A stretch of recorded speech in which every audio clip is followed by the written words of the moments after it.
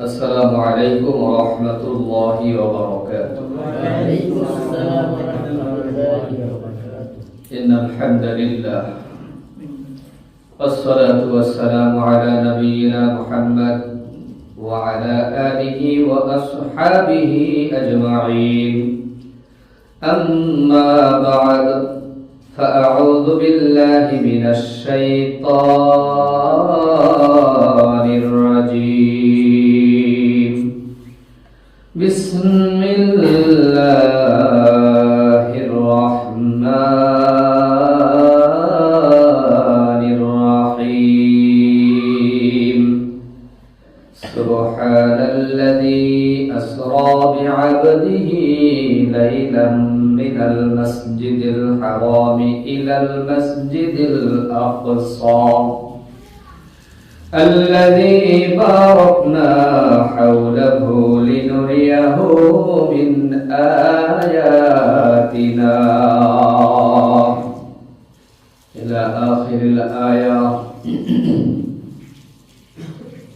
وقال رسول الله صلى الله عليه وسلم: الصلاة مفتاح الجنة، أو كما قال عليه الصلاة والسلام.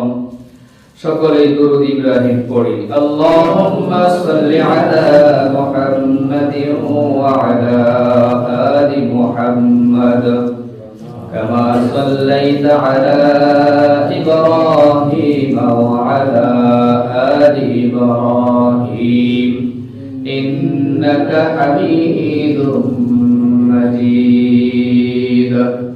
আল্লাহুম্মা বারিক আলা محمد وعلى آل محمد كما باركت على إبراهيم وعلى آل إبراهيم إنك حميد مجيد.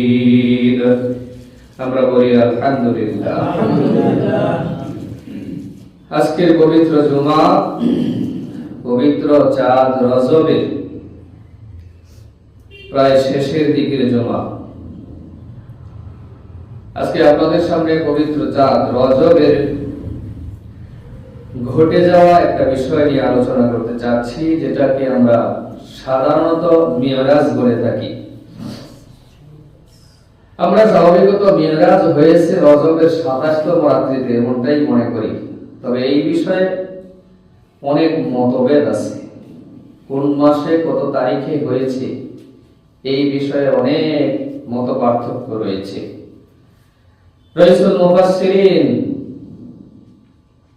হযরত আব্দুল্লাহ ইবনে আব্বাস রাদিয়াল্লাহু তাআলা আনহুমা থেকে বর্ণিত, তিনি বলেন রাসূলুল্লাহ সাল্লাল্লাহু আলাইহি ওয়াসাল্লাম সোমবারে জন্মগ্রহণ করেছেন, সোমবারেই নবুয়ত পেয়েছেন, সোমবারেই হিজরত করেছেন, সোমবারেই মৃত্যুবরণ করেছেন। এই হাদিস থেকে বোঝা যায় রবিউল আউয়ালের চাঁদে মেরাজ হয়েছে, ঠিক কিনা? যেহেতু রাসূলুল্লাহ সাল্লাল্লাহু আলাইহি ওয়াসাল্লামের আগমনী মাস হিসাবে আমরা রবিউল আউয়ালকে জানি, ঠিক না? ঠিক। আবার আরেক বর্ণনায় আসছে রজবের 27 তারিখে মেরাজ হয়েছে, নাকি? যাই হোক, সবচেয়ে বড় কথা হলো মেরাজ কোন মাসে হয়েছে, কত তারিখে হয়েছে। এই তারিখ সম্পর্কে কোনো বাধ্যবাধকতা বা একনিষ্ঠ কোনো তারিখ পাওয়া যায় না, যেহেতু মতভেদ আছে। এই জন্য মতভেদটা হয়েছে, যখন মেরাজ হয়েছিল তখন মেরাজের ঘটনাটা সুন্দর করে লিপিবদ্ধ করা হয়েছে, আল্লাহ তাআলার পক্ষ থেকে বলা হয়েছে, রাসূলের হাদিস দ্বারা প্রমাণিত মেরাজ সংঘটিত হয়েছে। কিন্তু এইটাকে বাৎসরিক কোনো দিবস হিসাবে উদযাপন করতে হবে বা করবে, এইরকম কোনো খেয়াল সাহাবায়ে কেরামদের মধ্যে ছিল না। এই জন্য 3 তারিখ ওইভাবে লেখাও হয় নাই। যাই হোক, মেয়ারাজ হয়েছে, এটা সত্য, ঠিক না বেঠিক?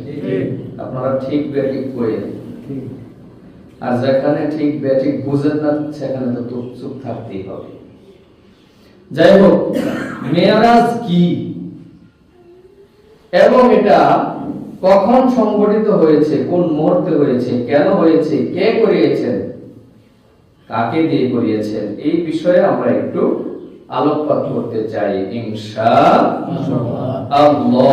রাসূলুল্লাহ সাল্লাল্লাহু আলাইহি ওয়াসাল্লামের এই ধরাতলে আসার মূল উদ্দেশ্য আল্লাহ তাআলা এই জন্যই পাঠিয়েছেন, উম্মতের মুক্তির দূত হিসেবে পাঠিয়েছিলেন। ঠিক না ঠিক? উনি আমাদের মাঝে এসেছিলেন আমাদের মুক্তির দূত হিসাবে, মুক্তির বার্তা নিয়ে। ঠিক না ঠিক? উনি এই পৃথিবীতে যখন এসেছেন তখন থেকেই খুব ভালো মানুষ, ন্যায় নিষ্ঠাবান, সৎ, ভালো চরিত্রের অধিকারী। ঠিক না ঠিক?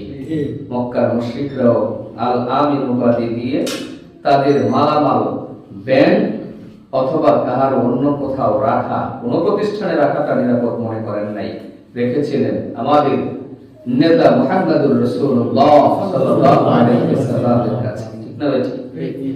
একটা পর্যায়ে যখন নবুয়ত লাভ হলো, আল্লাহ তাআলা একাত্মবাদের দাওয়াত দেওয়া শুরু করলেন, তখন থেকে মানুষজন এই যেই লোকটাকে তারা নিজেরাই আল আমিন উপাধি দিয়েছিল, আবার এই একটাই লোক, এই লোকটাকে তারা পাগল বলতে শুরু করলো। নাউযুবিল্লাহ।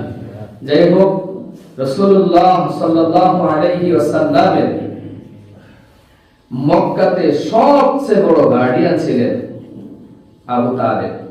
জানেন না আপনারা? সবচেয়ে বড় গার্ডিয়ান ছিলেন। দাদা চলে যাওয়ার সময় আবু তালেবের কাছে রেখে গিয়েছিলেন, আবু তালেব তোমার কাছে দিয়ে গেলাম। সেই আবু তালেব রাসূলুল্লাহ সাল্লাল্লাহু আলাইহি ওয়াসাল্লামকে মন থেকে সাপোর্ট দিতেন এবং গাইডলাইন হিসাবে দেখাশোনা করতেন। মক্কার মুশরিকরা আক্রমণ করতে পারত না এই আবু তালেবের কারণে। আর এই আবু তালেবকে মক্কার মুশরিকরা বলতো, ব্যাপারটা বুঝলাম না, তুমি তার দ্বীনও গ্রহণ করো না, আবার তাকে আমাদের হাতে ছেড়েও দাও না, ব্যাপারটা। আবু তালেব বলেছিল, না, আমি বাপদাদার ধর্ম ছেড়ে ভাতিজার ধর্ম গ্রহণ করতে পারি না। নাউযুবিল্লাহ। এরকম চিন্তা চেতনা যদি এখনো আমাদের থাকে তাহলে নাউযুবিল্লাহ। ঠিক না ভাই? বাপদাদারা করছে, পূর্বপুরুষরা করছে, এখন করতে নতুন নতুন হাদিস বাইর হয়, নতুন নতুন হাদিস বাইর হয় নাকি আগেরই হাদিস? সময় লাগছে কি আমাদের এখানে আয়েশা পৌঁছাইতে। এখন যেমন ঘরে ঘরে আলেম পাওয়া যায়, গ্রামে গ্রামে মুফতি মুহাদ্দিস পাওয়া যায়, 10 বছর পূর্বে এরকম ছিল না, 15 বছর পূর্বে এরকম ছিল। এখন পৃথিবীটা হাতের মুঠোয় চলে এসেছে। ঠিক না ঠিক? আপনি এখানে বসে কোন সমাধান চাবেন, যেই সমাধান চাইবেন সেটাই গুগল দিয়ে দিবে। কে দিবে? গুগল। ঠিক তদ্রূপ আমাদের মাঝেও দ্বীনি বুঝ হাতের নাগালে চলে এসেছে, যেটা ইতিপূর্বে আমার বাপ দাদারা মেনেছে, হয়তোবা সেটা তারা তখন ভুল জানতো না, তারা শুদ্ধই জানতো, পালন করছে। এখন ভুলটা যদি আমাদের কাছে শুদ্ধ রূপে বহির প্রকাশ পায়, তখন আমরা কি ভুলটা মানবো না শুদ্ধটা মানবো? যদি মানি তাইলে কি ওমর, আর যদি না মানি তাইলে আবু লাহাব। ঠিক না ঠিক? এই আবু তালেব বলছিল, না, বাপ দাদার ধর্ম ছেড়ে ভাতিজার ধর্মে যাইতে পারি না, কিন্তু আবু তালেব ভাতিজাকে জীবনের সর্বস্ব দিয়ে ভালোবাসতেন এবং সেভ করতেন। কেমন? সে হবে আবু তালেবে যখন কুরাইশ বংশের দ্বারা গ্রেফতার হলো বা আবদ্ধ জীবন যাপন শুরু করলো, সেইখানে রাসূলুল্লাহ সাল্লাল্লাহু আলাইহি ওয়াসাল্লাম দিনের বেলা যেই সিটে অবস্থান করতেন, রাতের বেলা এই আবু তালিব রাসূলুল্লাহ সাল্লাল্লাহু আলাইহি ওয়াসাল্লামকে বলতেন, মুহাম্মদ তুমি আমার সিটে চলে যাও, আমি রাতে তোমার সিটে থাকবো। কারণ জিজ্ঞাসা করলে বলেছিলেন, ভাতিজা, দিনের বেলা তারা তোমাকে হয়তো বা খেয়াল করেছে তুমি কোন জায়গায়, রাতের আঁধারে যদি তারা আক্রমণ করে তাহলে ঠিক সেই জায়গায় আক্রমণ করবে। তাহলে আমি চলে যাই, কোনো দুঃখ নাই, তুমি সেফ থাকো। সুবহানাল্লাহ। ঈমান যদি আনতেন সুনিশ্চিত জান্নাতি, ঠিক না বেঠিক? এমনও বলেছিলেন মৃত্যুকালে রাসূল শিয়রে বসে বলেছিলেন, ভাতিজার নামটা বাদ দেন, শুধু লা ইলাহা ইল্লাল্লাহ এটুকুন বলেন, আপনার জান্নাতের বা জাহান্নামের ফয়সালার সময় আমি নিজে পাশে থাকব। কিন্তু তখন একবার ভাতিজার মুহাম্মদের দিকে তাকায়, আবার দলের নেতা কর্মীদের দিকে তাকায়। শেষ পর্যন্ত দুষ্ট শয়তান আর সফলতা দিল না। বিদায়কালে কি বাপদাদার রবের মুখে শুনতে আরামু রাসূলুল্লাহ মনে খুব কষ্ট পেয়েছিলেন। ঠিক তখন আল্লাহ আয়াত নাযিল করলেন, ইন্নাকা লা তাহদি মান আহবাবতা। রাসূল, আপনি যাকে ইচ্ছা চাইলেই তাকে হেদায়েত দিতে পারবেন না। হেদায়েতের মালিক কে? আল্লাহ। জোরে বলেন, কে? আল্লাহ। হেদায়েতের মালিক আল্লাহ। আল্লাহ যাকে চাইবেন তাকেই হেদায়েত দিবেন, আল্লাহ যাকে চাইবেন না তাকে হেদায়েত দিবেন না। আল্লাহ কোরআনুল কারীমে বলেন, মান ইউরিদিল্লাহু বিহি খায়রান ইউফাক্কিহু ফিদ্দীন। আল্লাহ তাআলা যার মঙ্গল চান তাকে দ্বীনি জ্ঞান দান করেন। সুবহানাল্লাহ। কাজে আমাদেরকে দ্বীনি জ্ঞান হাসিলের জন্য চেষ্টা করতে হবে, আমাদেরকে আমার পাশের ভাইকে বাঁচানোর জন্য চেষ্টা করতে হবে, বাকি আল্লাহ পাকের ইচ্ছা। তাহলে আমরা নিজেরা জাহান্নামের আগুন থেকে বাঁচবো, আমাদের আহালকে জাহান্নামের আগুন থেকে বাঁচানোর চেষ্টা করব। নির্দেশ কার? আল্লাহ। ইতিপূর্বে এরকম একটা বিষয়ে আলোচনা গেছে না? যদি আমরা মানি আবু বকর, না মানলে আবু জাহেল। এটাই সুনিশ্চিত সত্য কথা। ইসরা আর মিরাজ সংঘটিত হয়েছিল ঠিক সেই বছর, যে বছর রাসূলুল্লাহ সাল্লাল্লাহু আলাইহি ওয়াসাল্লামের মক্কি জীবনের সবচেয়ে বড় গার্ডিয়ান আবু তালেব ইন্তেকাল করলেন। আবু তালেব চলে গেলেও আল্লাহ রাসূলের উপর থেকে একটা ছায়া চলে গেল। আল্লাহ তাআলা ছায়া হিসেবে বিবি খাদিজাতুল কুবরা রাদিয়াল্লাহু তাআলা আনহাকে ঠিক তখনও রেখেছেন। খাদিজাতুল কুবরা রাদিয়াল্লাহু তাআলা আনহা আছেন সান্ত্বনা দেওয়ার জন্য, টেকেল দেওয়ার জন্য, শত্রুদের আক্রমণ থেকে বাঁচানোর জন্য চেষ্টা করে যাচ্ছেন। আল্লাহর মহিমা বুঝাবার দায় কিছু দিনের ব্যবধানে আল্লাহ তাআলা আম্মি খাদিজাতুল কুবরা রাদিয়াল্লাহু তাআলা আনহাকেও নিয়ে গেলেন। রাসূলুল্লাহ সাল্লাল্লাহু আলাইহি ওয়াসাল্লামের উপযুক্তা দুইটা মেয়ে ঘরে, দুইটা মেয়ে বিবাহ দিয়েছে। সেই দুইটা মেয়েকেও একত্ববাদের দাওয়াত দেওয়ার কারণে দুষ্ট আবু লাহাব ছেলেদেরকে ডাকায়া বললেন, তোর শ্বশুরের কাছে আমার ব্যাপারে আয়াত নাযিল হয়, যদি তুই বা তোরা দুইজন, উতবা ও তাইবা, তোরা দুইজন তোদের বিবিদেরকে তালাক দে, নাউযুবিল্লাহ কইতেন না, অন্যথায় তোরা আমার সম্পত্তি থেকে বঞ্চিত হবি। যেমন বাবা তেমন ছেলে, দুইটা ছেলেই বিবিদেরকে বাবার বাড়িতে আটক করে দিলেন। চারটা মেয়ে ঘরে, দুইটা ছায়া ছিল আক্রমণ ফেরানোর জন্য, দুইটা ছায়াই চলে গেছে। ঘরে নাই মা, চারটা মেয়ে ঘরে, মেয়েদেরকে দেখাশোনা করার লোকও নাই। আল্লাহর রাসূল হতভম্ব হয়ে গেলেন, ঘরে বসে আছেন। আল্লাহ তাআলা ঠিক তখন ডাক দিলেন, হাবিব বসে থাকার সুযোগ নাই। আপনাকে বসে থাকার জন্য পৃথিবীতে পাঠানো হয় নাই। আপনাকে পাঠিয়েছি আপনার উম্মতের মুক্তির পথ দেখানোর জন্য। আপনি তাদেরকে দাওয়াত দেন, বেরিয়ে যান, বসে থাকার সুযোগ। সেই মুহূর্তটাকে আপনি কি মনে করেন? আল্লাহর রাসূলের জীবনের ওই বছরটাকে আমল বিল হুজুন বলা হয়, অর্থাৎ এই বছরটা রাসূলের জীবনের দুঃখের বছর। এজন্য এমন হলো ওটের নাকে রশি লাগানো, রশি সামনের দিকে টানতেছে, ওট হয়তো সামনে যাবে।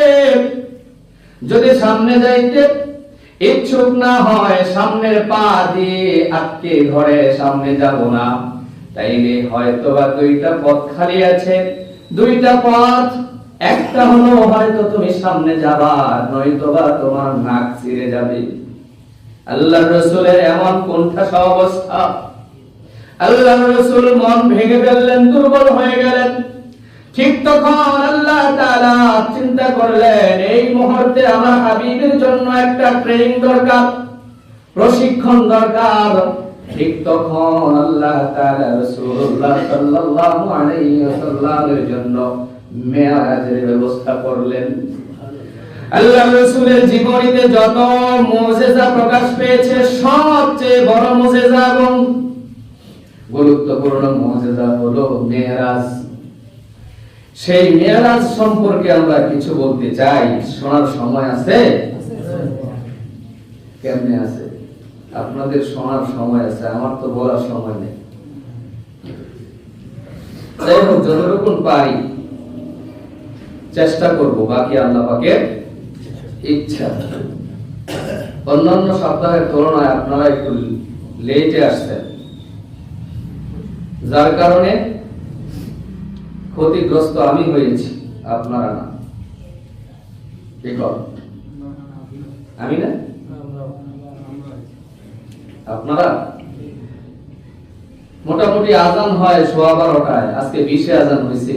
20-এ আজান হইলে আপনারা 1টা বাজে আসছেন, এই সময়টা গেল কোথায়?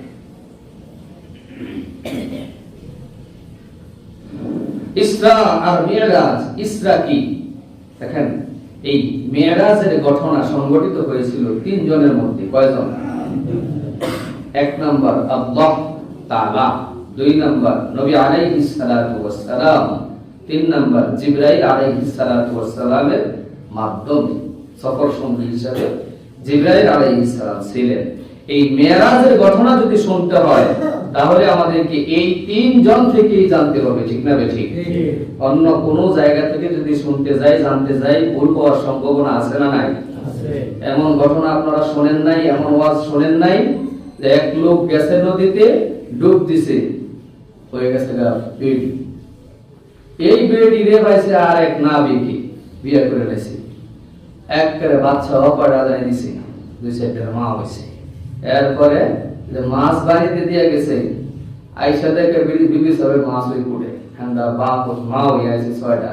এরকম ঘটনা শোনেন নাই মেরাজের? এরকম ওয়াজ শোনেন নাই? নাউযুবিল্লাহ। এই সমস্ত ভুল তথ্য নেওয়া যাবে না। প্রথমেই বলেছি, মেরাজ সংঘটিত হয়েছে সত্য, কিন্তু কবে, কোন দিন, কোন মাসে, কত তারিখে হয়েছে এই নির্দিষ্ট তারিখ নাই, ইখতিলাফ আছে। কাজেই বোঝা যায় মেরাজের বাৎসরিক কোন দিন উপলব্ধি বা পালন করার জন্য মেরাজ সংঘটিত হয় নাই। মেরাজ সংঘটিত হয়েছিল রাসূলের ট্রেনিং স্বরূপ, প্রশিক্ষণ স্বরূপ। যে যত বড় দায়িত্বশীল, তার ট্রেনিং হয় তত বড়। ঠিক না বেঠিক? তাহলে যদি মেরাজের ঘটনা আমরা জানতে হয়, যাইতে হবে 1 নম্বরে আল্লাহ তাআলার কাছে। বলতে পারেন, হুজুর আমাদের তো আল্লাহ তাআলার কাছে যাওয়ার কোনো অপশন নাই। কে বলেছে নাই? আল্লাহ তাআলার কোরআনের কাছে যান। আল্লাহ তাআলা কোরআনুল কারীমে বলে দিয়েছেন মেরাজ কিভাবে হয়েছিল, কেমনে সংগঠন করাইছে। এরপরে রাসূলের কাছে যাওয়ার সময় নাই, রাসূল চলে গেছে। রাসূল আমাদের জন্য এই দুনিয়াতে রেখে গিয়েছেন সুন্নাহ, অর্থাৎ হাদিস শরীফ আছে না নাই? এবার বলতে পারেন হুজুর জিবরাইলের কাছে তো যাওয়ার সুযোগ নাই, জিবরাইল আমাদের কাছে আসবেও না। যদি আল্লাহ এবং রাসূলের কথা থেকে আমরা মেরাজের ঘটনা জানতে পারি, 3 নাম্বার অপশন, জিবরাইলের কাছে যাওয়ার কোনো দরকার ঠিক না ঠিক? আল্লাহ তাআলা এই মেরাজের ঘটনা বর্ণনা করতে গিয়ে সূরাতুল বানি ইসরাঈলের মধ্যে বলেন, সুবহানাল্লাযী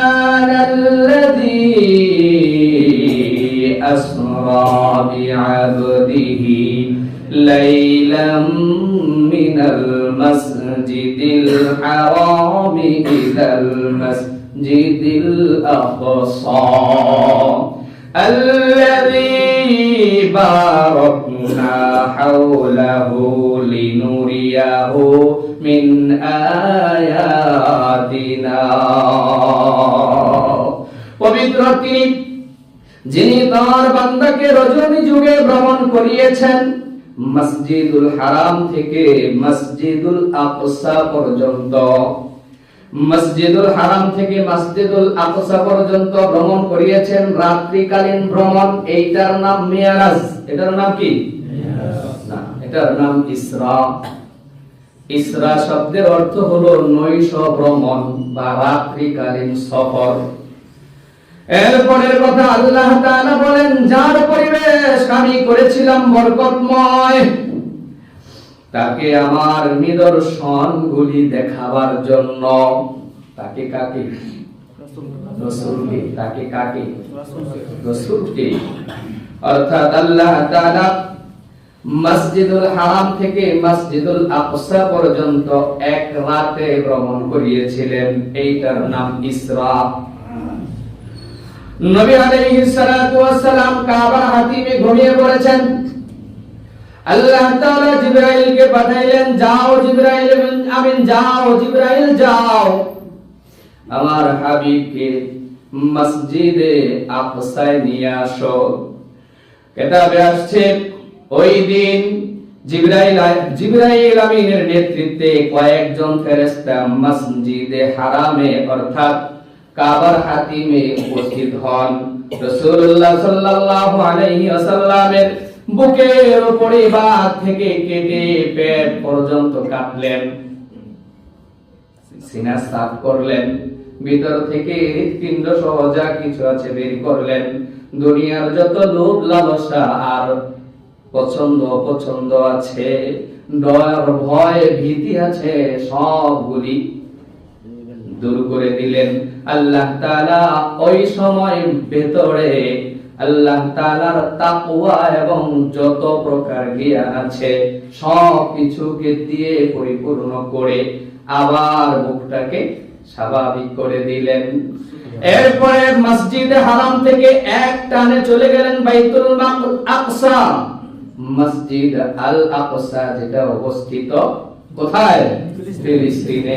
যে আকসা নিয়ে বাংলাদেশের কুখ্যাত সন্ত্রাসী ইহুদিরা খ্রিস্টানরা এখন ষড়যন্ত্র করছে, ঠিক না বেঠি? মুসলমানদের মসজিদ, এই মসজিদকে নিজেদের দাবি করে শত শত নয়, হাজার হাজার নয়, লাখ লাখ মুসলমানদেরকে দুনিয়ার জমিন থেকে শহীদ করে দিচ্ছে, ঠিক না বেঠি? আল্লাহর রাসূল বলেন, আমি ওইখানে গেলাম, মসজিদে আকসায় যাইয়া দেখি সমস্ত নবী পয়গম্বররা হাজির। আমি যাওয়ার সঙ্গে সঙ্গে জিবরাইল আমিন মুয়াজ্জিন হয়ে আযান দিয়ে দিলেন। আমি সবার পিছনে দাঁড়িয়ে আছি, সামনে যাওয়ার কোনো আকাঙ্ক্ষা আমার ছিল না। জিবরাইল আমিন আমাকে নির্দেশ দিলেন, যান, সামনে চলে যান। সামনে চলে গেলাম, আমার নেতৃত্বে সকল নবী পয়গম্বররা 2 রাকাত নামাজ আদায় করলেন। ইমাম ছিলাম আমি নবী, সুবহানাল্লাহ। আমার নবীকে বলা হয় ইমামুল মুরসালিন। ইমামুল মুরসালিন, ইমামুল মুরসালিনকে প্রতিষ্ঠিত করার জন্যই আল্লাহ তাআলা এই ব্যবস্থা করে রেখে দিয়েছিলেন, সুবহানাল্লাহ। ওইখান থেকে আসছে ইমাম। ইমাম মানে কি? নেতা ইমাম মানে কি? নেতা কথা কন নাকি? নেতা সবাই এক বাক্যে বলেন, ইমাম মানে কি? নেতা। নেতা। নেতৃত্ব দিব কে? নেতায়। নেতৃত্ব দিব কে? নেতায়। আর আপনারা আজকে আলেম ওলামারা যদি নেতৃত্ব দিতে যায়, এই হুজুর আমনের কাম ইমামতি করা যান, ঠিক না বেটি? হুজুররা কি রাজনীতি করবো রে? এই হুজুররা রাজনীতি করবো না, রাজনীতি করবো কেন? আপনি কোন দলের নেতা? আমি তো ইসলামের নেতা। যেই নেতৃত্ব দিয়েছিলেন স্বয়ং নবী আলাইহিস সালাতু ওয়াস সালাম, সেখান থেকে এই নেতৃত্ব আজ অবধি আমি পর্যন্ত আসছি। এই নেতৃত্ব যেন তেন নেতৃত্ব নয়। ইমামকে যে আপনারা গাল ভুলায়া কথা বলেন, মনে করছেন ইমামরে কইতেছে, পক্ষান্তরে রাসূলকে বলছেন। কাকে বলছেন? এই জন্যই মুহাদ্দিসিনে কেরামগণ বলেন, কেউ যদি কোন হক্কানি আলেম ওলামাদেরকে গালমন্দ করে বেআইনি ভাবে, সঙ্গে সঙ্গে নিজের বিবি তালাক হয়ে যায়। নাউজুবিল্লাহ, নাউজুবিল্লাহ। আলেম ওলামাদেরকে গালমন্দ করে এমন পাবলিক আছে না নাই? কল্পনা বেশি, আমার এই সমাজে নাই। আছে? থাকলে বালা।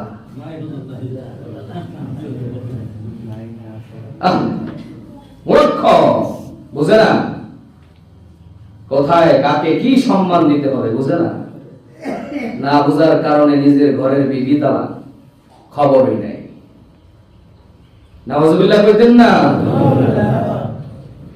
এই যে আল্লাহ তাআলা বলেছেন, মসজিদুল হারাম থেকে মসজিদুল আকসা পর্যন্ত এক রাত্রে ভ্রমণ করিয়েছি, এর নাম ইসরা। এরপরে মিরাজ।